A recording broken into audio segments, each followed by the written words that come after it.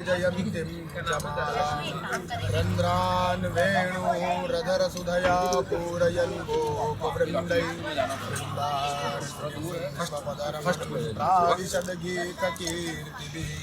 ओम भूर्भुवस्वं पुराण पुरुषोत्तमाय आगे तू भी आ जा। सब कुछ एक ऐसे ही गीली है। नमस्कारोमि यद्घोषणाते यद्घोषो नहीं ये गीली मत ले, ये गीली मत ले, ये ना वो नमो त्वनन्ताय सहस्रमूर्तये सहस्रपादाक्षिणोरुभावे सहस्रनामे पुरुषाय शाश्वते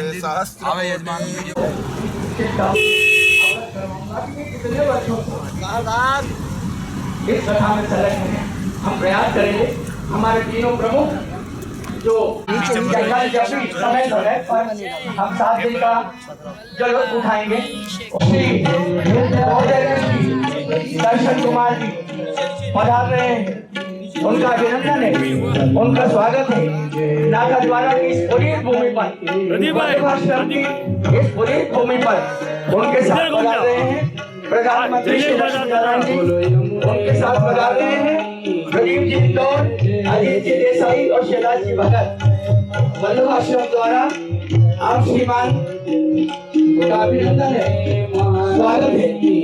हम बहुत अभिभूत हैं प्रभु श्रीनाथ जी का आशीर्वाद है।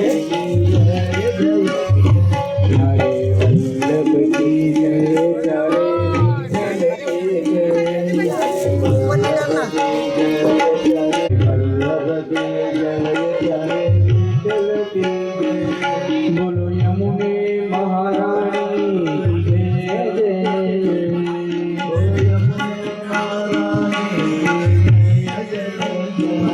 बोलो यमुने महारानी जय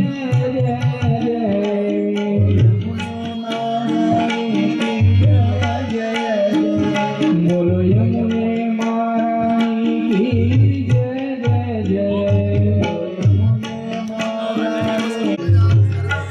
उसके दर्शन के श्री दर्शन भगवान जी बोलो यमुने महारानी की जय, बोलो यमुने महारानी की जय। महामंत्री श्री लक्ष्मी नारायण के परिवार वल्लभ आश्रम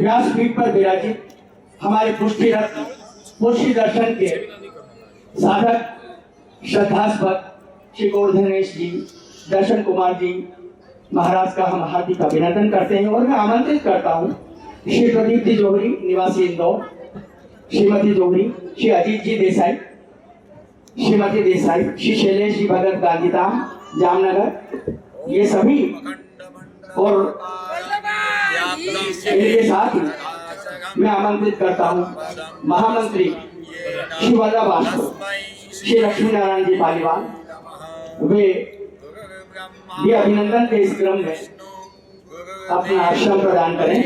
इनके साथ में प्रदीप जी, अजीत जी, शैलेश जी भी अपने सपरिवार दोनों ही श्रीमती देसाई और श्री शैलेश जी भगत और श्रीमती भगत वे आपका सम्मान कर रहे हैं। ये हमारे मंच का गौरव है। आज प्रभु श्रीनाथ जी की नगरी में कोई सामान्य, ये कथा कोई सामान्य बात नहीं है। निमित्त बनने वाले निमित्त बने हैं, लेकिन जिस दिन वल्लभाचार्य जी के परिवार के गोस्वामी नाथा द्वारा आए, मेवाड़ के राणा जिन्होंने अपनी इस कथा के लिए, इस शहर के लिए श्रीनाथ जी को विराजने में अपनी भूमिका अदा की, कल उनका मिलन होने जा रहा है। दर्शन कुमार जी और मेवाड़ के राजकुमार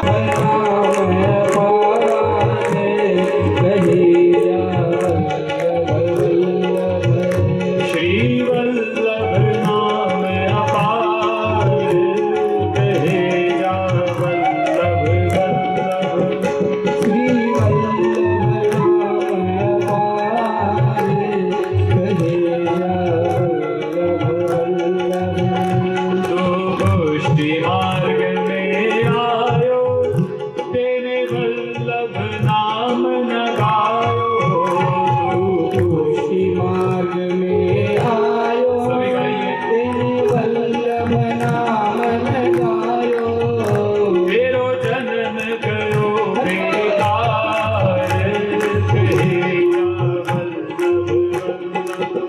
तेरो जन्म गयो बेकार, कहे जा वल्लभ वल्लभ। कहे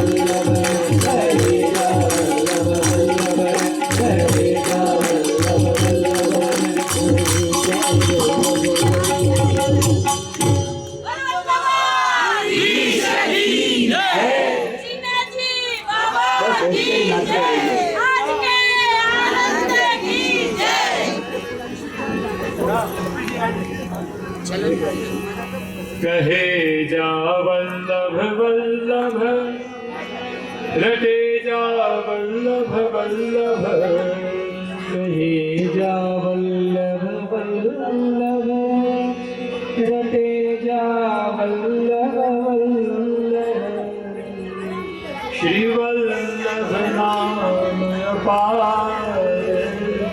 कहे जा वल्लभ श्री वल्लभ नाम अपार कहे जा वल्लभ श्री वल्लभाधीश गोवर्धन नाथ की जय श्री नवनीत लाल प्यारे की जय गिरिराज धरण की जय श्री गोपाल लाल प्यारे की जय गौ माता की जय।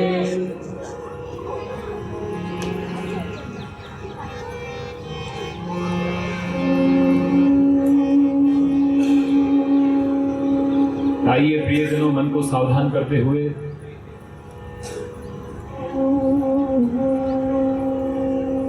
अखंड भूमंडलाचार्य जगत गुरु महाप्रभु श्री वल्लभाचार्य जी के अलौकिक स्वरूप का हृदय में ध्यान धर आपके युगल चरणारविंद में सदैन्य कोटान कोटि दंडवत प्रणाम करें।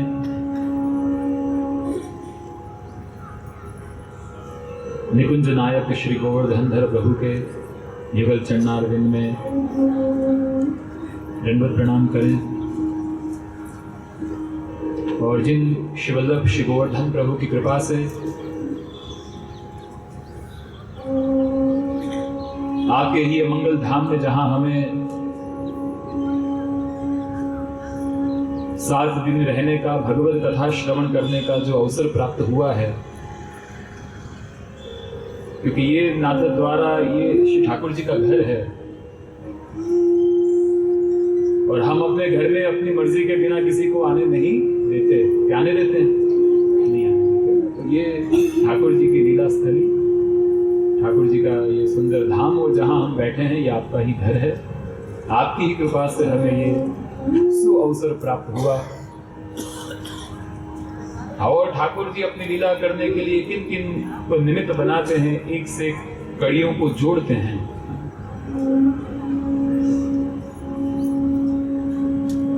मूल में कारण भगवत कृपा है, लेकिन यश जीव को प्रदान करते हैं। ये ठाकुर जी की कृपा है। कैसे यश प्रदान किया? तो कौन आयोजन करवा रहा है? श्री वल्लभाश्रम। किसको यश मिला? कराने वाले स्वयं श्री जी बाबा है, लेकिन ये आपकी कृपा है कि यश अपने भक्तों को देते हैं, अपने जीवों को देते हैं।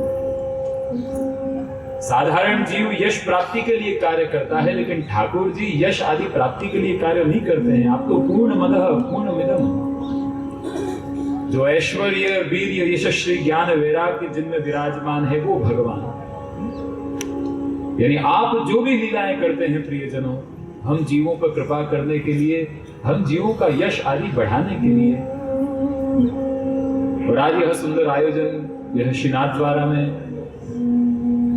जो संयोजक रूप से श्री वल्लभाश्रम जो संस्था है, जो इसकी निमित्त बनी, इतने सुंदर लाभ दिवाने के लिए, क्योंकि मैंने कहा सबको जोड़ना पड़ता है कोई भी कार्य करने के लिए।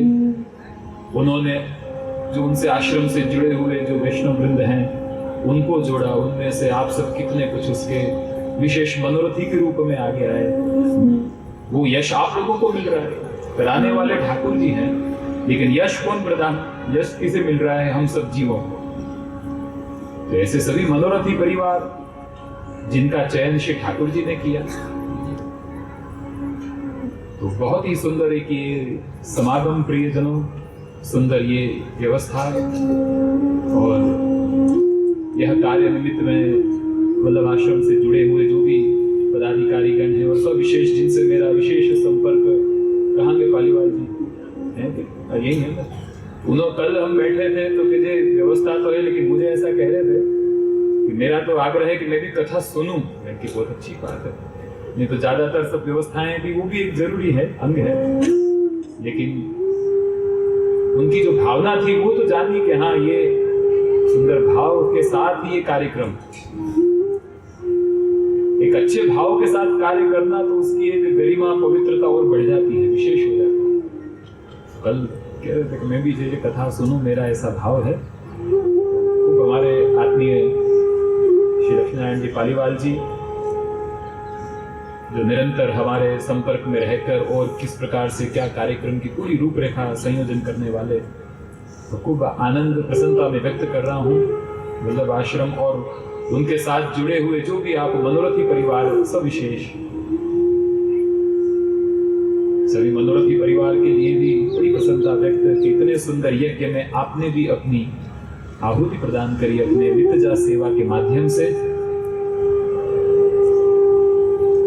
श्री जी की कृपा, मनोरथी आयोजनों का तन बल और श्रम बल, धन बल करने वाले वो, लेकिन आप जितने भी यहाँ पे बैठे हुए हो, हमको तो ऐसे ही लाभ मिल रहा है। तन बल किसी और का, धन बल किसी और का, कृपा बल किसी और का, लेकिन हम बैठ के यह कथा का आनंद ले रहे हैं। सविशेष सबसे ज्यादा लाभ किसका? जो यहाँ पर बैठकर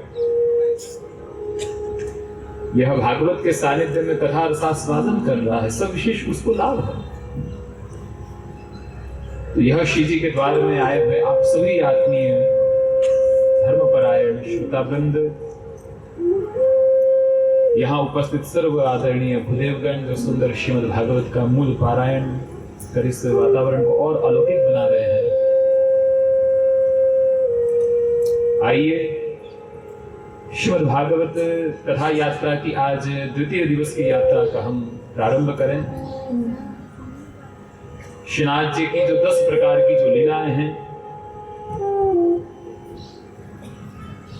श्री कृष्ण परमानंद दश लीला युतम सदा, आचार्य चरण आज्ञा करते हैं श्री कृष्ण परमानंद दश लीला युतम सदा। 10 लीला करने वाले परमानंद श्री कृष्ण को हम नमस्कार करते हैं और वंदन करते हुए महात्म्य के जो कुछ कथाओं का जो हम कल श्रवण न कर पाए, संक्षिप्त में उस महात्म्य के दर्शन कर, क्योंकि महात्म्य जानना आवश्यक है।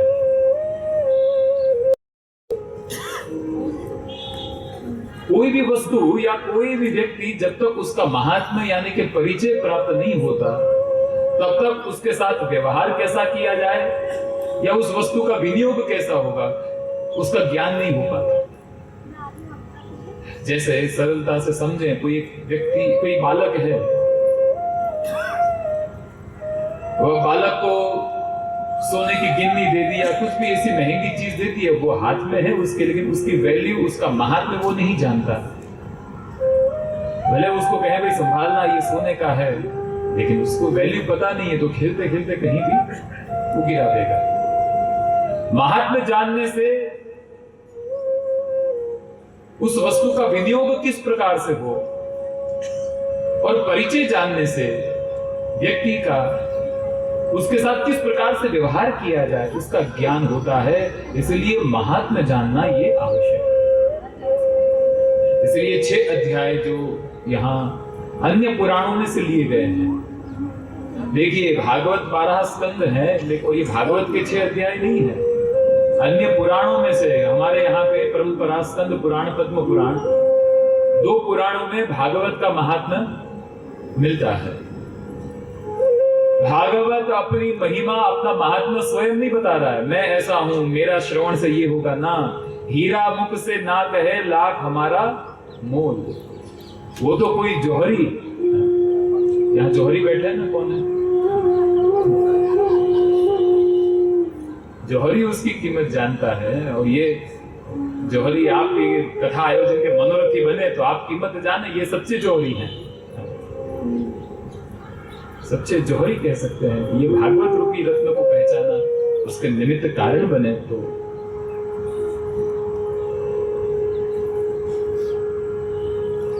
हीरे की कीमत तो हीरा मुख से ना कहे लाख हमारा मोल। हो तो कोई अच्छा उसको तराशने वाला जौहरी या उसके हाथ में आए तो पता चले इसकी वैल्यू क्या है। तो भागवत का महात्म्य प्रियजनों पुराणों के अंतर्गत है, जिसमें 6 अध्याय यहाँ पे पद्म पुराण में से लिए जाते हैं। ये एक प्राचीन परंपरा रही हुई है और जिसके अंतर्गत हमने 2 श्लोकों में भागवत के मुख्य नायक श्री कृष्ण उनके स्वरूप को जानने का प्रयास किया और भागवत जी के जो मुख्य प्रधान जो वक्ता हैं यानी श्री सुखदेव जी महाराज, उनके स्वरूप को हमने जाना, वंदन किया। 6 अध्याय भगवान के शक धर्म रूप हैं और इन 6 अध्यायों के अंतर्गत विशेष रूप से 2 कथाएं हमें मिलती हैं जिसमें भक्ति ज्ञान वैराग्य का चरित्र आता है। भक्ति ज्ञान वैराग्य बड़ी ही अद्भुत और बड़ा सुंदर ही चरित्र है। भागवत के एक एक अंग प्रियजनों, भागवत में क्या है? सुंदर चरित्र है। भागवत में क्या है? उपदेश है। भागवत में क्या है? रूपक है। भागवत में क्या है? गीत है। भागवत में क्या है? चरित्र है। भागवत में है क्या? कोई पूछे, कथा आप बिठा के आए, कथा को सुन के आए, 7 दिन बताइए भागवत में क्या है, क्या सुना आपने, क्या कहेंगे? भागवत में क्या है? आप ये कह सकते हैं कि देखो भागवत में एक तो उपदेश है, सुंदर सुंदर उपदेश दिए। अच्छा बताइए और क्या है भागवत में? अच्छा भागवत में सुंदर चरित्र हैं, भक्तों के चरित्र हैं, भगवान के चरित्र हैं। अच्छा और क्या है भागवत में? रूपक हैं। किसी भी चीज को समझाने के लिए किसी का रूपक दिया जाए, वह रूपक, जैसे पुरंजन आख्यान आदि पंचम स्कंद में आता है, रूपक है। अच्छा बताओ और क्या है भागवत में? गीत हैं, सुंदर सुंदर गीत हैं, अलग अलग गीत गाए हुए जिसमें पंच गीत, ये वेणु गीत, गोपी गीत, प्रणय गीत, युगल गीत, भ्रमर गीत आदि ये सब मुख्य गीत है। अच्छा और क्या है भागवत में? भागवत में स्तुति है। यानी ये 5 चीजें हैं भागवत में। याद रह गई ना आपको? क्या है भागवत में? पहली बात उपदेश, फिर चरित्र है, तीसरा रूपक है, गीत है, एक रह गया ना, स्तुति। फर्स्ट बेंच वालों को थोड़ा सावधान रहना पड़ेगा ना, चिंता मत करना, ऐसा भी आप पीछे मत चले जाना। लेकिन जो आगे के जो बेंच वाले जो होते हैं, खासकर आगे के फर्स्ट सेकंड रो,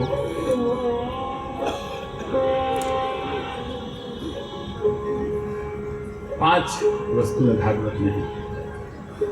तो भागवत में सुंदर चरित्र है जिसके अंतर्गत ये भक्ति ज्ञान वैराग्य का चरित्र है। कथा की जो पृष्ठभूमि का जो इस प्रकार आती है, मैं संक्षिप्त में आपको इसका वर्णन करूं। नैमिषारण्य क्षेत्र में जहां शौनक आदि यज्ञ कर रहे थे, सूत जी का आगमन हुआ, सुंदर जिज्ञासा प्रकट करी और कथा का सार रूप सूत जी ने भागवत का प्रारंभ किया श्रवण करवाना। वर्णन करते हुए कहने लगे कि ये भागवत का जो विधि विधान आदि जो है सनत कुमारों ने नारद जी को समझाया है। शौनक जी ने प्रश्न किया कि नारद और सनत कुमारों का समागम कहाँ पे हुआ? तो फिर एक दिन की बात है, सत्संग प्राप्त करने के लिए सनत कुमार गंगा जी के तट पर आए हुए और वहां पे नारद जी को उद्विग्न से आते हुए देखा। सनत कुमारों ने पूछा, कहां से आ रहे हो नारद जी और कहां जा रहे हो इतनी त्वरित गति में? नेक रुक तो जाइए। और फिर वो नारद जी कहते हैं कि भाई सर्वोत्तम तीर्थ ये भारत को मानकर मैं तीर्थ यात्रा करने के लिए गया, लेकिन कहीं भी मन को शांति नहीं मिली। कई प्रकार के अनर्थ देखे नारद जी ने, जिसको देखकर उनका मन विचलित हो गया। आए थे, देखिए देवताएं भी ये भारतवर्ष की प्रदक्षिणा करने के लिए आते रहते हैं। ये इतना उत्तम देश है ये भारत, जिस देश में हम रहते हैं प्रियजन, जहां देवगण भी इसकी यात्रा करने के लिए आते हैं। तो विचार करिए, यह भारत भूमि इतनी सर्वोत्तम है, इसके इतिहास, इसका कल्चर, ये हमारी जो संस्कृति है सनातन, सबसे प्राचीनतम और हर एक के पीछे लॉजिक, कुछ ना कुछ साइंस, विज्ञान रहा हुआ है। अद्भुत। लेकिन नारद जी ने कई प्रकार के अनर्थ देखे, जैसे कृष्णाश्रय में आचार्य चरण ने वर्णन किया है। आप में से कई वैष्णव शायद नित्य अपने पारायण में यह कृष्णाश्रय का पाठ करते होंगे। कृष्णाश्रय मिलम स्तोत्रम यह पठेत कृष्ण सन्निधौ।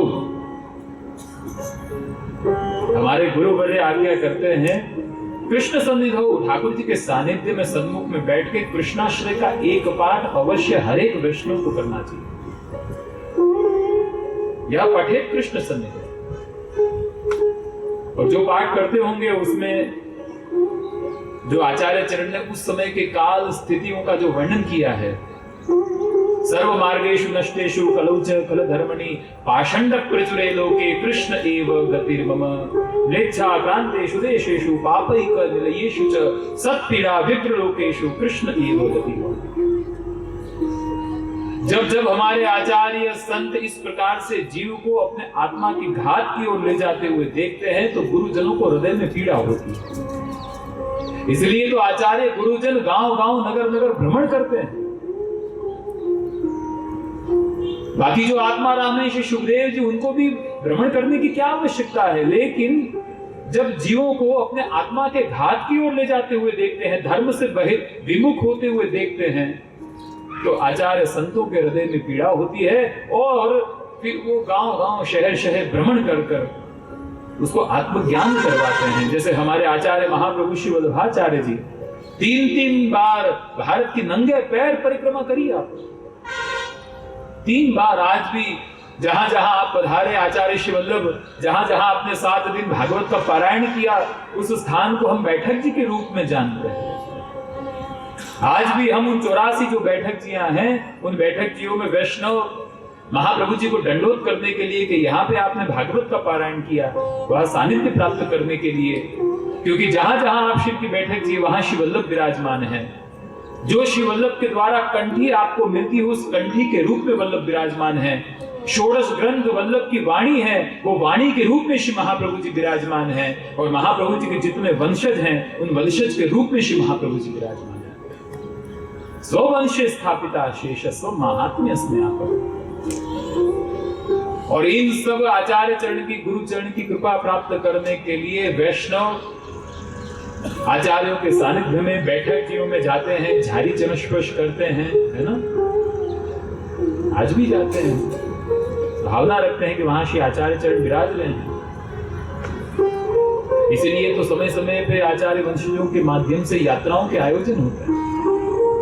मैं आपको बधाई दे दूं प्रियजनों, अधिक मास आ रहा है, आप सब जानते होंगे, जुलाई में 9 दिवसीय ब्रज यात्रा का आयोजन सुनिश्चित हुआ है। मैं आप सबको आचार्य पीठ से आमंत्रित करता हूं और वह 9 दिवसीय वृंदावन धाम में अधिक पुरुषोत्तम मास में एक स्थान पर रहेंगे। गाड़ियों के माध्यम से ये बैठक यात्रा होगी, जो हम बैठक जियों की बात कर रहे हैं। झारी चरण स्पर्श का लाभ मिलेगा। वहीं पर वृंदावन में श्रीमद् भागवत को केंद्र में रखते हुए 7 दिन सत्संग होगा। हमारे पितृचरण के सर्वाध्यक्षता में हमारा पूरा परिवार उसमें सम्मिलित होगा और अलग अलग जगह से, भारत के अलग अलग क्षेत्र से आए हुए वैष्णव सब साथ में गाड़ियों के माध्यम से ब्रज 84 कोस की यात्रा करेंगे। अधिक मास में अधिक सत्संग करेंगे। श्री गिरिराज जी, श्री यमुना जी का सुंदर अलौकिक मनोरथ 56 भोग होगा। बड़ा सुंदर अवसर है।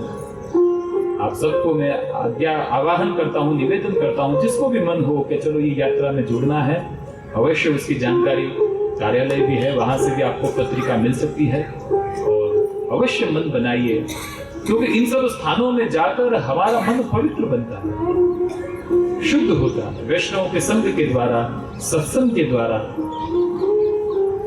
मन को शांति, आनंद की अनुभूति होती है। अब यहाँ ये नारद जी का मन विचलित, अब ये बात उन्होंने सनत कुमारों को कही। सनत कुमारों को कहते हैं, मैं तीर्थ यात्रा करते करते ब्रज में आया, वहां पे मैंने तत्राश्रयम में आदृष्टा, वहां एक मैंने बड़ा विचित्र दृश्य देखा। यमुना जी के तट पर एक तरुणी स्त्री तत्र खिन्न मानसाहा, तरुणी स्त्री यमुना जी के तट पर एक बड़े खिन्न विलाप कर रही थी, वहां पे बड़ी दुखी थी। उसके आगे दो पुरुष लेटे हुए थे, वृद्ध थे। मैं वहां पे जब पहुंचा तो मुझे कहा, भोगो साधो क्षणम तिष्ठम मत चिंतामपि नाशय, मेरी चिंता को दूर करें। नारद जी ने उसको चिंता का कारण पूछा और ये अपना दुख व्यक्त करने लगी। अहम भक्ति रीति ख्याता, मेरा नाम भक्ति है, ज्ञान वैराग्य नामानो। ये दोनों जो आपको बूढ़े दिखाई दे रहे हैं ये और कोई नहीं, मेरे पुत्र हैं। एक का नाम ज्ञान, दूसरे का नाम वैराग्य। काल योगे न जर्जरो, कलयुग के प्रभाव से ये जर्जरित हो गए। फिर भक्ति अपने दुख के में भी मृत्यु हो चुकी थी। गुर्जरे जीर्णताम गताम, लेकिन वृंदावनम पुनः प्राप्यम। देखिए एक कथाओं का भाव देखिए कि जब मैं भी काल के प्रभाव से जीर्ण हो गई, लेकिन वृंदावन ब्रज में जब आई तो वृंदावन पुनः प्राप्यम, ब्रज में आके मैं नवीनी सुरूपिणी बन गई। जो भक्ति हमारे अंदर विराजमान है, हम अपने घर में रहते हुए जो भक्ति बूढ़ी हो जाती है, लेकिन जब हम इस प्रकार के कोई क्षेत्र में, धर्म क्षेत्र में, तीर्थ क्षेत्र में आते हैं तो वो भक्ति पुनः नवीनी स्वरूपिणी बन जाती है कि नहीं? आज यहाँ पे आप आए, आज दूसरा दिन हुआ, 7 दिन हम यहाँ ठहरेंगे। श्री जी की कृपा से, सत्संग के महात्म्य से हमारे अंदर रही हुई भक्ति जो अपने घर में, अपने शहर में इतने लौकिक प्रवृत्तियों में लगी हुई रहती है, तो वो भक्ति भी तो बूढ़ी हो जाती है। आप देखिए ना, कभी हमारी भक्ति तो बिल्कुल नीचे पाताल में चली जाती है, तो कभी कभार एवरेस्ट की चोटी पे भक्ति पहुंच जाती है। फ्लक्चुएट होती है भक्ति हमारी, स्थिति ऐसी है। 7 दिन यहाँ पे है तो हाँ भक्ति धीरे धीरे ऊपर, लेकिन फिर यहाँ से वापस घर गए, 15 दिन 20 दिन निकले तो वापस बिल्कुल भक्ति ऐसे सूखा हो जाता है। इतनी लौकिक में हम रच पच, बस मैं, मेरा घर परिवार, बस लौकिक प्रवृत्तियों में ही हमारी चिंतन। लेकिन भक्ति के वृंदावन हम पुनः प्राप्त, इसलिए तो हम ब्रज में जाते हैं। इसलिए मैंने आपको ब्रज यात्रा का भी आह्वान दिया, क्योंकि ब्रज में क्यों जाना है कि हमारे अंदर रही हुई भक्ति जो घर में रहती हुई बूढ़ी हो जाती है, वह पुनः ब्रज में जाके तरुण बन जाती है। ये कथा हमें बता रही है। अब मैं तो ब्रज में आकर जवान हो गई, तरुण हो गई, लेकिन मेरे दोनों पुत्र अभी भी बूढ़े हैं। ब्रज में प्रेम जो है, भक्ति है, वो तरुण है। ज्ञान वैराग्य ब्रज में बूढ़े हैं। ज्ञान की नहीं चलती ब्रज में। बड़े ज्ञान का वो ध्वजा हाथ में लेकर उद्धव पहुंचे, क्या हुई उनकी हालत? ब्रज में आए कृष्ण कृष्ण दास करते हुए, गए गोपी गोपी करते हुए, गोपीदास बन गए। थे कृष्णदास तो बन गए गोपीदास। 6 मास ब्रज में रह गए। बाकी जब निकले मथुरा से ब्रज जाने के लिए तो सोचे ये भगवान ने मुझे कहां भेज दिया, उन गोपियों को समझाने के लिए, शास्त्र की बात कहने के लिए। कोई सभा में भेज दे, कहीं बड़ी बड़ी कोई विद्वानों की नगरी में भेज दे, तो उनके साथ में कुछ शास्त्रार्थ करता, मैं अपने कुछ सूत्रों को बताता, लेकिन उन गंवार अहीरों के आगे में, गोपियों के आगे में क्या हुई बात करूं। लेकिन जब उनके साथ सत्संग हुआ, उनके अंदर रहे हुए प्रेम को देखकर उनका ज्ञान हर नीचे। भक्ति माता है, ज्ञान वैराग्य पुत्र है। और जब भक्ति अपने पुत्रों को बूढ़ा देखती है, देखिए आजकल हमारा ज्ञान और हमारा वैराग्य भी बूढ़ा है। ज्ञान भी बूढ़ा और वैराग्य भी बूढ़ा। जानते हैं ये सही है, ये गलत है, ये धर्म है, ये अधर्म है। जानते हैं क्रोध नहीं करना चाहिए, ईर्ष्या नहीं होनी चाहिए, लोभ नहीं रखना चाहिए, अहंता ममता नहीं रखनी चाहिए, जीवन क्षण भंगुर है। जानते हैं कुछ साथ में आना नहीं है, एकला आव्या ने एकला जवाना। तो फिर भी ज्ञान के अनुसार कर्म नहीं कर पाते। कारण इसको क्या कहते हैं? ज्ञान बूढ़ा। जानते हैं ये धर्म है, लेकिन प्रवृत्ति, जानामि धर्मम न च मे प्रवृत्ति, ऐसे ज्ञान को बूढ़ा कहा जाता है। आजकल व्यक्ति या तो ज्ञान से अपना ऐश्वर्य बताना चाहता है, या किसी को नीचे दिखाना जानता है। मुझे सब पता है, मुझे मत बताओ, हम सब जानते हैं। कोई भी व्यक्ति सब कुछ कभी जानता ही नहीं है। अरे हमको तो सब पता है, ये जो अहम मैं जानता हूं। जहां मैं जानता हूं ये आ गया, ये ज्ञान बूढ़ा कहा जाता है। आजकल वैराग्य भी हमारे बूढ़े हैं, क्योंकि वैराग्य भी कोई ना कोई कामना के साथ, जैसे छोटे वैराग्य की बात करें, लोग व्रत करते हैं एकादशी, आज एकादशी है ना, कौन सी एकादशी है? पुत्रदा, वैकुंठ एकादशी। जिनको पुत्र चाहिए वो पुत्रदा करना, जिनको वैकुंठ चाहिए वो वैकुंठ करना, और क्या है आज एकादशी। अब एकादशी में भी एक अन्न नहीं खाना, यानी एक प्रकार उसका त्याग किया हमने, वो वैराग्य ही हुआ ना। लेकिन आजकल का वैराग्य भी बूढ़ा है।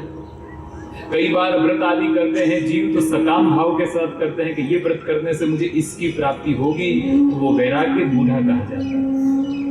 आपने जो त्याग किया वो त्याग बूढ़ा है। अन्न नहीं खाते, लेकिन उसके अलावा ऑल्टरनेटिव तो बहुत सारे हैं। આજકાલ આપણો ફરાળ એટલો વિકરાળ થઈ ગયો છે। आप में से यहाँ से सब कुछ गुजराती भी हैं। झवेરી તમે ગુજરાતી છો? 80% गुजराती છો। तो પહેલાથી કહેતા ને તો રોજ રાસ રમીશું, फिर तो रोज रास खेलेंगे, आनंद आवશે। कीर्तनिया जी को मैं इंस्ट्रक्शन दे देता हूँ, भाई बहुत एक रोज रास तो होना ही चाहिए। तो हमारे गुजराती वैष्णव में फिर तो बात ही क्या है, यहाँ पे आनंद के लिए आए हैं और आनंद करना है कि नहीं? फरार भी तो विकराल, इतनी चीजें, पेटीज खाई, चटनी खाया, ये खाया, वो गया, और के मारो तो व्रत छे आज, मेरा व्रत। अरे कहाँ व्रत रहा, इतना खा लिया। कई बार हमको आगे पूछते हैं वैष्णव કે જે ફરાળમાં વ્રત હોય ત્યારે શું ખાવાનું, પછી અમે કહીએ ખાવાનું ન હોય, જે ખાતો હોય ને એને મુક। प्रश्न ही गलत है ना कि क्या खाएं हम। अरे खाना ही नहीं है व्रत में, तो फलाहार, फल और आहार, फल और दूध मुख्य प्रकार ये है, उत्तम प्रकार। फिर हाँ कुछ स्वास्थ्य के चलते बिल्कुल हमको नहीं रह सकते या दवाई आदि की समस्या हो तो फिर अन्न तो बिल्कुल नहीं खाकर, फिर दूसरा जो, लेकिन जितना हो सके फिर टेस्ट में, क्योंकि ये जिह्वा जो है ये ऐसी रचना है, एक है इंद्रिय लेकिन कार्य दो करती है, बोलने का भी कार्य करती है, स्वाद लेने का भी कार्य करती है, और इसको हमको स्वाद और विवाद दोनों से विजय प्राप्त करना है। स्वाद और विवाद दोनों से जीतना, तो इसीलिए हम व्रत उस दिन एक दिन जितना हो सके आवश्यक। लेकिन आजकल प्रायः जो भी व्रत आदि सकाम भाव से किए जाते हैं उन वैराग्य को भी बूढ़ा ही कहा जाता है, याद रखिए। भक्ति के बिना जो भी कार्य किया जाए वह ज्ञान और वैराग्य बूढ़े है।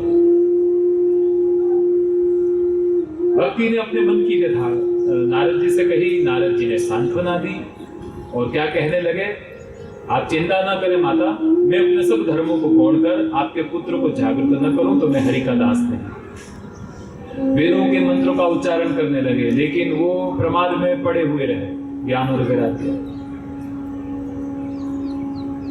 इसका कारण हमारे आचार्य समझाते हैं, ये भक्ति मार्ग के आचार्य हैं नारद जी, वेदों के मंत्र का उच्चारण किया फिर भी ज्ञान वैराग्य जागृत नहीं हुए।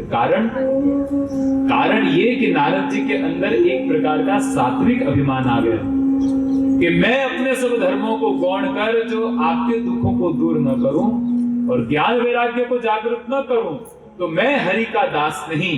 इसे सात्विक अभिमान कहा जाता है।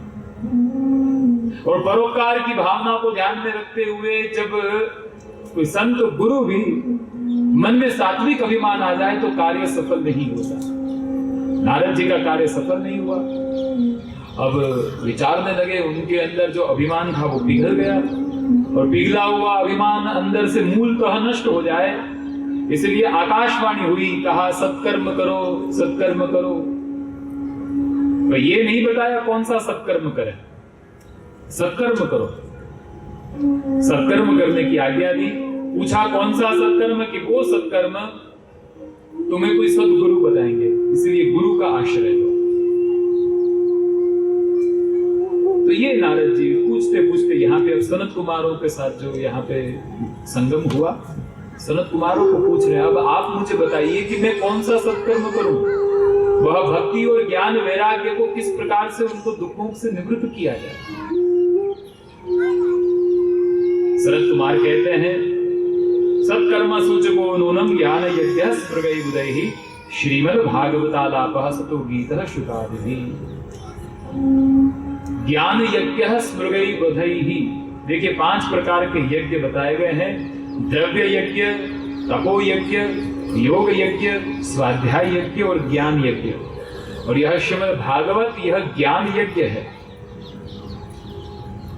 सनत कुमार कहते हैं कि श्रीमद् भागवतालापः सतु गीतः शुकादिभिः, वह श्रीमद् भागवत जो श्री सुखदेव जी के मुखारविंद से निश्रुत हुआ, उससे सर्वोत्तम कोई सत्कर्म नहीं है। ऐसा करिए श्रीमद् भागवत का आयोजन करें।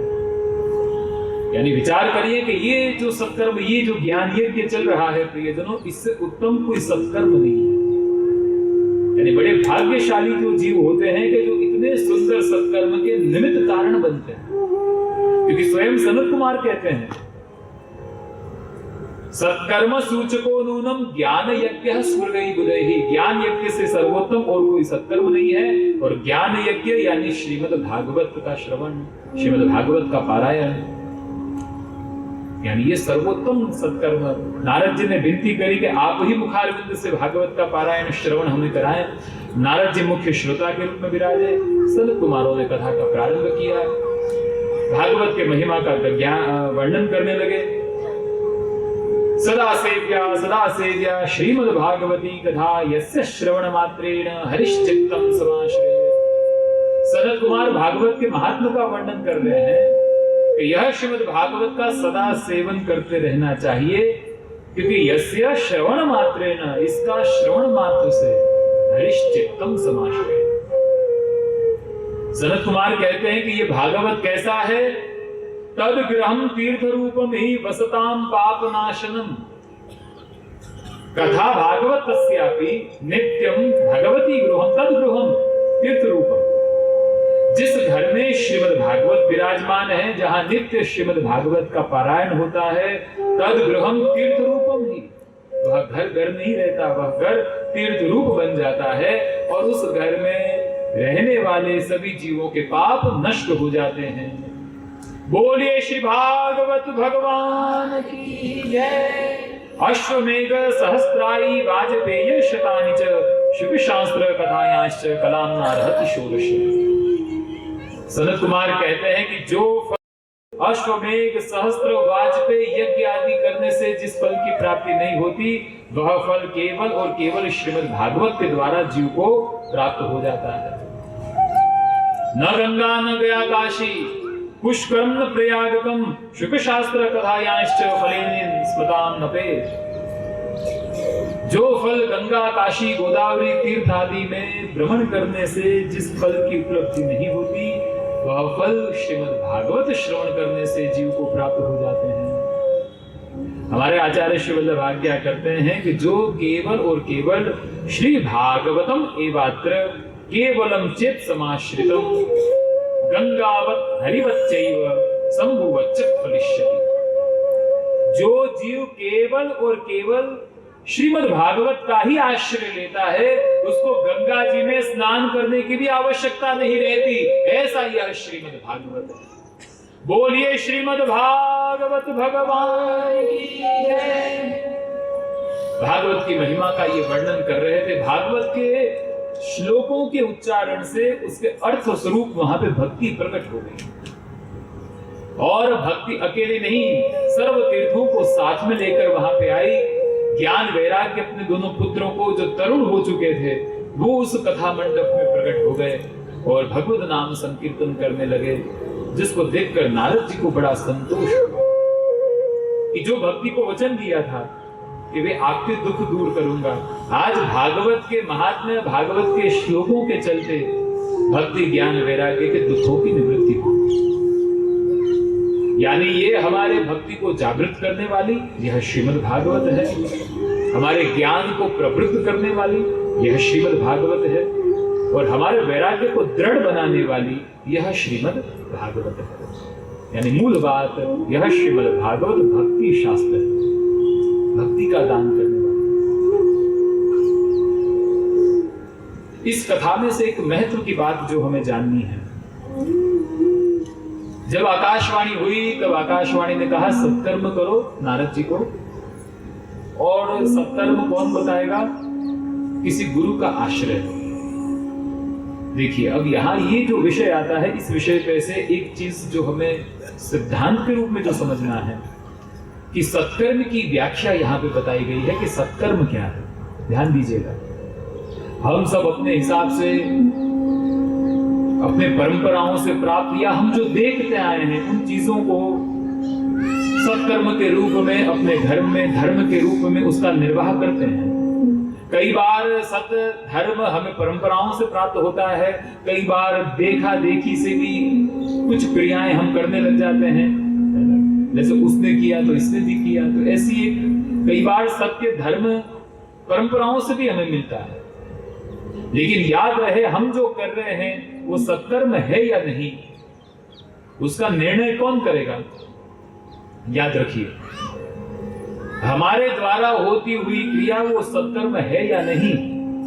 आप मान रहे हो कि वो सत्कर्म है, जैसे घर में आपके मंदिर होगा, फिर उसमें कोई ठाकुर जी की सेवा भी करते हैं, कई बार अन्य को भी पधराकर पूजा आदि का भी घर में आप प्रकार रखते होंगे, लेकिन ये सब विधि विधान आप कर रहे हैं या तो आपको परंपराओं से मिला है, या तो आप जो देखते आए हैं अपने मन के हिसाब से। आपको लगा कि चलो मेरे घर में मंदिर है, मैंने पूजा किया, मैंने पाठ किया या मैंने सेवा करी। आपने कहा कि हम सोचते हैं कि चलो वो अच्छा सत्कर्म हुआ, लेकिन ऐसा भी हो सकता है कि वो सत्कर्म ना भी हो, क्योंकि हमारे किए हुए क्रियाओं को, सत्कर्म को, उसका निर्णय हम स्वयं नहीं कर सकते। हम जो कर रहे हैं वो सत्य है या असत कर्म है, उसका निर्णय शास्त्र करता है। याद रखिएगा, सत्कर्म उसी को कहा जाएगा, उसके लिए दो चीजों की आवश्यकता है, तब जाके वो सत्कर्म बनता है। सत्कर्म की व्याख्या क्या? कि शास्त्र जिसका सूचन करता हो और संत गुरु की जिसमें सम्मति हो, उसका नाम है सत्कर्म। इन दोनों में से एक चीज भी कम हो जाए तो वो सत्कर्म नहीं है। अब शास्त्र कहता है पूजा पाठ आदि जो भी, अब गिरिराज जी की परिक्रमा करो या ब्रज में जाओ, ये जाओ, सब बात ठीक है। अब आप ब्रज में चले भी गए, वहां जाके अलग अलग मनोरथ आपने कर लिए, या गिरिराज जी की परिक्रमा दे आए, चलो ये तो हमारे धर्म ग्रंथ शास्त्र कहते हैं कि ब्रजवास करना चाहिए, कि तीर्थ यात्रा आदि करनी चाहिए, लेकिन क्या ये करने से पहले आपने अपने गुरुजनों की आज्ञा ली? फिर वो आपके शिक्षा गुरु हो, दीक्षा गुरु हो, जीवन में गुरु की आवश्यकता तो हम सबके जीवन में रहती है। ठाकुर जी स्वयं सांदीपनी के आश्रम में पधार कर उनको गुरु स्थान पर विराज के आपने उनकी सेवा करी, कि गुरु के बिना कल्याण नहीं है। हम सबके जीवन में प्रियजनों, पथ दृष्टा, एक गुरु की आवश्यकता रहती ही है। तो वो जो गुरु की आज्ञा हमने ली कि नहीं, अब आप परिक्रमा देके आ गए, सब आ गए, लेकिन आपने अपने गुरुजनों का पूछा ही नहीं, तो फिर वो सत्कर्म नहीं हुआ। यानी गुरु की आज्ञा और शास्त्र जिसका सूचन करता हो, ये दो में से एक चीज भी कम हो तो वो सत्कर्म नहीं है। यानी कोई भी कार्य करें शास्त्रों के अनुसार करें। परंपराओं में ही धर्म है ऐसा नहीं है, उसमें भी धर्म है, लेकिन उसको जान लेना चाहिए, उसको सही तरीके से करना चाहिए। हमारे वो करते आए बड़े बुजुर्ग, हम भी वो करते रहे, नहीं, वो सत्कर्म नहीं। जो हर एक व्यक्ति अपने किए हुए कर्म का लेखा जोखा खुद ही करेगा तो बड़ी गड़बड़ हो जाएगी। तो फिर ये जितने भी टेररिस्ट आतंकवादी लोग होते हैं तो उनके एंगल से देखा जाए तो वो भी सत्कर्म ही करते हैं। कितने लोगों को मारते हैं, है ना, हिंसा करते हैं। अपन देखने वाले के भाई सत्कर्म नहीं है, लेकिन उनको पूछो तो वो क्या कहते हैं? वो तो बड़ा कुछ नेकी का काम कर रहे हैं, है ना, इससे तो हमको क्या मिल जाएगा, जेहाद फलाना ठिकाना। उसने माना हुआ है, लेकिन वो सत्कर्म नहीं है। यानी हर एक व्यक्ति जो अपने कर्म का लेखा जोखा स्वयं करे कि मैंने ये किया, ये सही है, मैं सही कर रहा हूं, नहीं, ऐसा नहीं होता। शास्त्र जिसका सूचन करता हो, गुरु की जिसमें सम्मति हो, वो सत्कर्म। अब देखिए, नारद जी स्वयं भक्ति मार्ग के आचार्य हैं, वो भी गुरु हैं, भक्ति सूत्र लिखे, लेकिन वापिस उनको सनत कुमारों की शरण में जाना हुआ। उनकी शरण में गए और गुरु के शरण में जाके उनको जब पूछा, उन्होंने बताया कि श्रीमद् भागवत आलापन, कोई भी कार्य करने से पहले गुरु की आज्ञा ये आवश्यक है। यानी कोई ना कोई एक ऐसे जहां हमारी आस्था बैठती हो, जहां हमारी निष्ठा हो, कहीं उन गुरुजनों के साथ एक हमारा समन्वय, एक संग सत्संग निरंतर बना हुआ रहना चाहिए, ये बहुत आवश्यक है।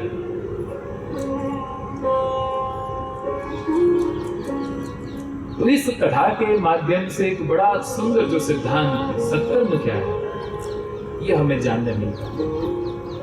नारद जी बड़े प्रसन्न हुए, फिर पूछा के विशुद्धयन्ति, इस भागवत के माध्यम से और कौन कौन जीव कृतार्थ होते हैं। तो उसका उदाहरण देने के लिए आत्मदेव नाम का जो ब्राह्मण रहता, उसकी कथा सुनाई है। बड़ी प्रसिद्ध कथा है, आप सब पूर्व में भी सुन चुके होंगे। आत्मदेव, उसकी पत्नी धुंधुली, उससे जो पुत्र हुआ गौकर्ण, जो गाय के कान के जैसा था, जो आत्मदेव का पुत्र कहलाया, और धुंधुली के द्वारा वो धुंधुली का पुत्र हुआ धंधुकारी। बड़ी प्रसिद्ध कथा है। हम उन कथा का केवल एक आध्यात्मिक पक्ष समझें।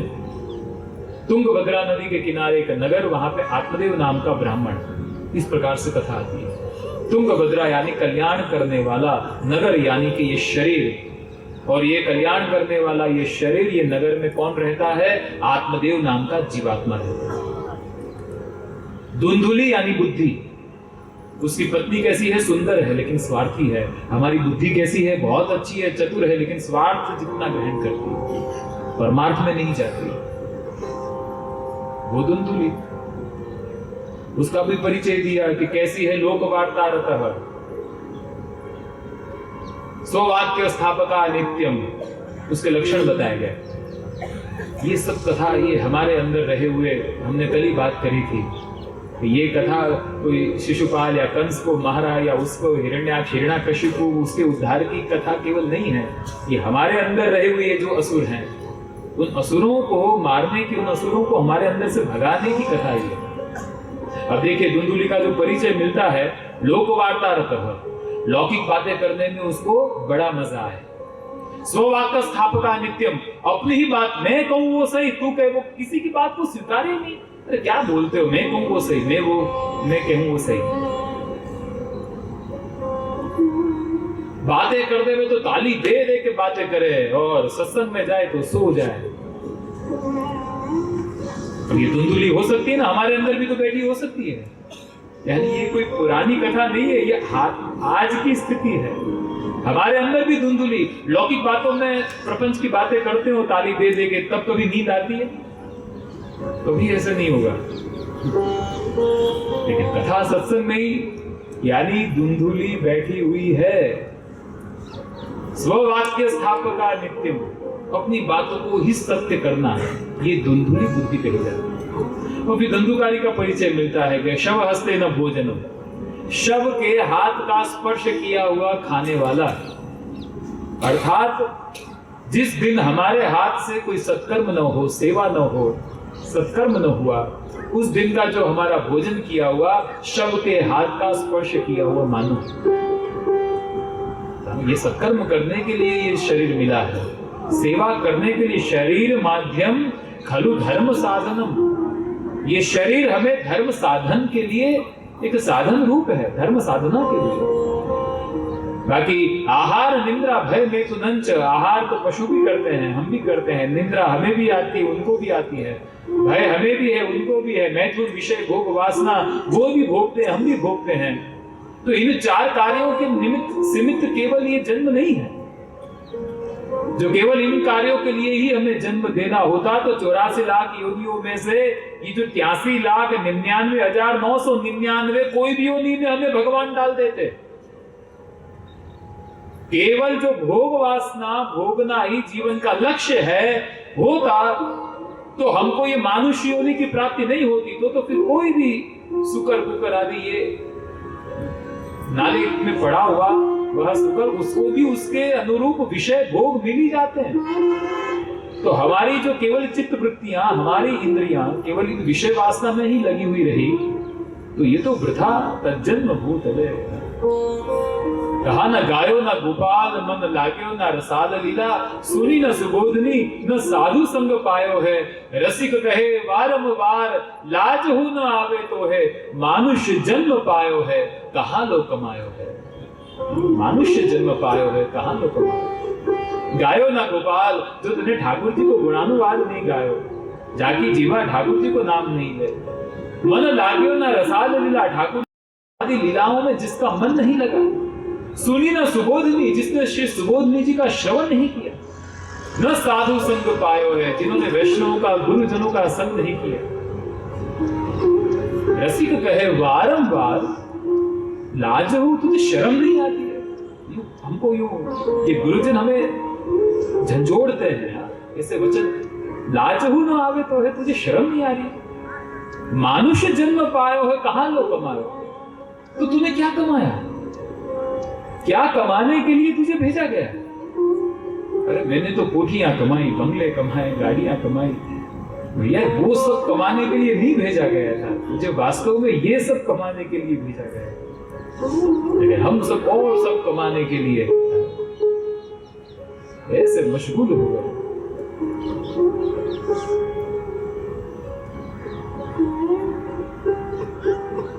शरीर माध्यम खलु धर्म साधन। जितना हो सके प्रियजनों, हमारी इंद्रियों का विषय भगवद रस बन जाए, उसी में ये जीवन की, इस जन्म की प्रियजनों सार्थकता है। शव हस्ते न भोजन। हो सकता है कहीं ऐसा धुंधुकारी हमारे अंदर भी बैठा हो। अब धुंधुकारी के दुष्कृत्य, वीरांगनाओं का संग, अपमृत्यु, अंते मति सा गति, वासनाओं के साथ उसकी मृत्यु हुई। जिन वीरांगनाओं को विषय भोगने के लिए वो अपने घर में लेके आया था, उसी से उसकी मृत्यु हुई, है ना? ये कथा आती है ना। यानी विषयों न भुक्ता वयमेव भुक्तास। हम विषयों को नहीं भोगते, विषय हमें भोग लेगा। याद रहे। और फिर गोकर्ण जी ने श्रीमद् भागवत सत्संग का जो आयोजन किया, वो पोले पास में रहकर धंधुकारी बैठा। प्रथम दिन की कथा पूरी हुई, बांस की गांठ फटी, मुक्त हुआ। 7 दिन में बांस की 7 गांठ यानी 7 प्रकार की वासनाओं से वो धंधुकारी मुक्त हुआ। यानी पापी से पापी जीव। इस कथा का सार क्या है? जो निरंतर पाप में लगा हुआ ऐसा भी जीव सावधानी के साथ एक बार अपने पिछले जीवन को, कर्म को भूलकर शुद्ध भावना के साथ जो श्रीमद् भागवत का श्रवण करता है, तो ये भागवत केवल इस जन्म के ही नहीं, अपितु उसके जन्म जन्मांतर के पापों को नष्ट कर देने वाला है। बोलिए श्री भागवत भगवान की जय। यानी पुराने हमारे जीवन को चलो अब जो बीता सो गया, जागे अत्यार्थी सवार, कहिए ना, जगे तब से सवेरा। तो पिछला जो जीवन जैसा लौकिक आसक्तियों में बीता, लेकिन अब कथा श्रवण करके, यानी ये उद्देश्य के साथ जो आप कथा को श्रवण करोगे, किस उद्देश्य से आप यहाँ पे आए हैं कथा को श्रवण करने के लिए, ये कथा उस अनुसार आपको फल देगी। याद रहे, ये कल्प वृक्ष है। कहते हैं कि कल्प वृक्ष की छांव में बैठ के जो मनोरथ रखकर आते हैं, वो मनोरथ अवश्य पूरा करना है। तो ये भागवत श्रवण में क्या मनोरथ के साथ बैठना, क्या भाव के साथ बैठना, किस भाव के साथ आप यहां पे सब उपस्थित हैं? भाई हमारे संबंधी ने कथा बिठाई है, इसलिए मुझे जाना पड़ेगा, नहीं जाएंगे तो अच्छा नहीं लगेगा। व्यवहार बुद्धि से आए हैं, इस भाव से आप कथा में बैठे हो। लोकान बुद्धि से आए हैं, व्यवहार बुद्धि के चलते आए हैं। देखिए, कथा में बैठने के अलग अलग हेतु होते हैं। कोई धी से आता है, कोई बुद्धि से आता है, कोई लोकान बुद्धि से आता है, कोई ऐसा विधि से आता है। कोई बड़े बूढ़े कह गए कि भागवत सुनना चाहिए कभी, कि उससे मुक्ति मिल जाती है। तो भैया चलो ना, अब कोई समय है, रिटायर तो हो ही गए, बैठे बैठे मुक्ति मिल रही है तो बैठो कथा। बैठ जाओ। ऐसे बड़े बूढ़े कह गए कि कथा सुनना चाहिए भागवत, तो बैठ जाते हैं, मुक्ति तो मिल जाएगी। कोई मुक्ति से आता है, कोई लोकान बुद्धि से, हाँ भाई हमारे स्वजनों के यहाँ पे कथा का आयोजन है, कोई 2 दिन के लिए आता है, कोई 7 दिन के लिए आता है, कोई 1 दिन के लिए आता है। आप किस भाव के साथ आए हो, और अभी आप जो भी आए हैं, चाहे ये सब भाव के साथ भी आए हो, लेकिन अब जब श्रवण करने बैठे हैं तो इन सब भावों को गौण कर दीजिए। मैं तो आपसे ये कहूंगा, कहीं हम सात्विक जीव हैं कि हाँ भाई व्यवहार बुद्धि से भी आ भी गए, लेकिन अब जब कथा में बैठे हैं, जब हम भागवत का प्रारंभ करने जा रहे हैं, तो फिर अब कि ये व्यवहार बुद्धि से तो आ गए, लेकिन वास्तव में ठाकुर जी ने मेरे पे कृपा की है कि ये कथा श्रवण करने का ये अवसर मुझे प्रदान किया। ये भाव से आप कथा में बैठना प्रियजनों, फिर आप देखो ये कथा आपको क्या देगी, ये कथा का कितना आनंद आपको प्राप्त होगा इन सब बातों को भुलाकर। यानी ये धुंधुकारी की जो कथा है, हम अपनी पुरानी बातों को भूलकर निष्ठा के साथ जो भागवत का श्रवण करें तो उसके जन्म जन्मांतर के पाप नष्ट हो जाते हैं। ऐसा यह श्रीमद् भागवत है। इसके पश्चात प्रियजनों आगे यहाँ पे अंतिम जो 6ठा अध्याय है, उसके अंतर्गत विधियों का वर्णन, यानी भागवत कथा कराने के लिए अलग अलग भावों के साथ जैसे आयोजन होते हैं, तो कौन से वार में, कौन से दिन में क्या क्या विधि करनी चाहिए, क्या खाना क्या नहीं खाना, कितना धन लगाना, विवाह यादृशम वित्तम तादृशम परिकल्पित, कि भागवत का आयोजन करना हो तो कन्या का विवाह करने के समय जितना धन लगाते हैं इतना धन लगाना चाहिए। कथा कहाँ सुननी, तीर्थे वापी वने वापी, ग्रहे घर में सुन सकते हैं, इस प्रकार से तीर्थ में आकर कथा का श्रवण कर सकते हैं। इन सब विधि विधानों का वर्णन है। वक्ता कैसा होना चाहिए, क्योंकि विप्रह वेद शास्त्र विशुद्धिकृत दृष्टांत कुशलः धीरः, वक्ता के लक्षण बताए गए कि वेद शास्त्र का अध्ययन किया हुआ होना चाहिए, और सविशेष वैष्णव, विप्र ब्राह्मण तो ठीक है, ब्राह्मण के साथ सविशेष वैष्णव होना चाहिए, क्योंकि वैष्णव होगा तो ही ये भागवत को न्याय दे पाएगा। यानी आत्मनिवेदित वह ब्राह्मण वो हो, तो ऐसे वैष्णव के मुख से कथा सुननी चाहिए।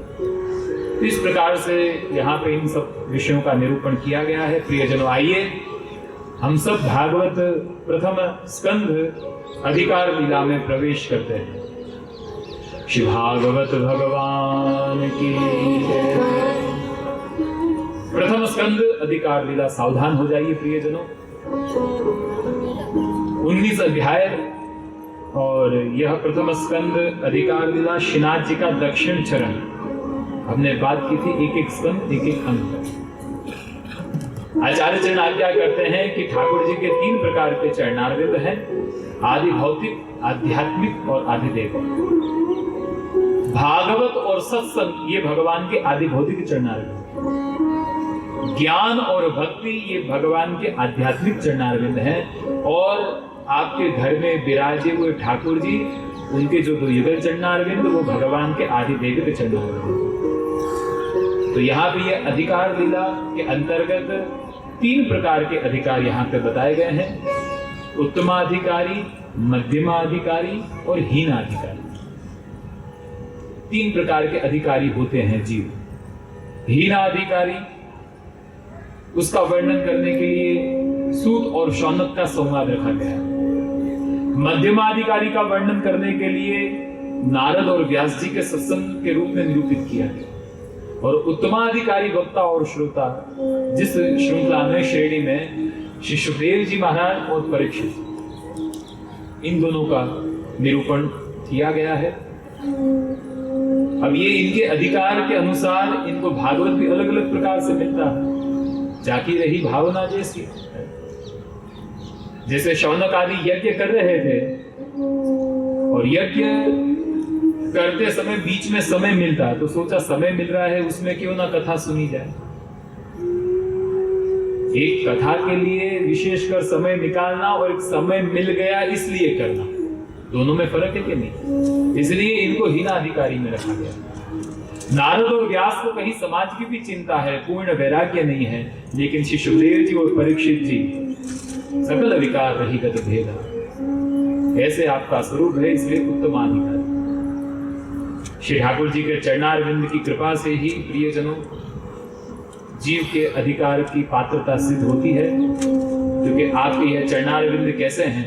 आइए प्रियजनों, सर्वप्रथम ये अधिकार लीला यानी श्रीनाथ जी की चरण वंदना करें, श्री ठाकुर जी के चरणारविंद को वंदन करें, क्योंकि आपके चरणारविंद जो कोई ना दे सके, अलक्ष्य वस्तुओं को देने वाले प्रभु के चरणारविंद हैं। तो अधिकार लीला में प्रवेश करने के पूर्व आइए श्रीनाथ जी की चरण वंदना करें। चरण कमल वंदो हरिराई, चरण कमल वंदो हरिराई, चरण कमल वंदो हरिराई, चरण कमल वंदो हरिराई। जाकी कृपा पंगु गिरिरंग है, जाकी कृपा सभी गाइए।